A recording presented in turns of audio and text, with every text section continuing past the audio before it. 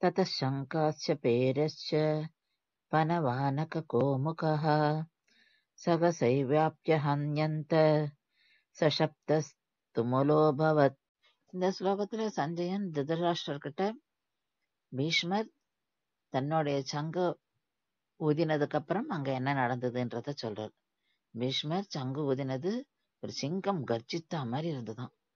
உடனே கௌரவர்களை சேர்ந்த வீரர்கள் எல்லாரும் அவரவர்களோட சங்குகளை எடுத்து அதோட பீரிகைகளையும் பறைகளையும் தம்பட்டங்களையும் கொம்புகளையும் இவை எல்லாமே வாத்தியங்கள் இவை எல்லாத்தையும் சேர்த்து அவ வாசிச்சாலாம். அது அப்படியே முழங்கித்தான் அந்த வாத்தியங்கள்.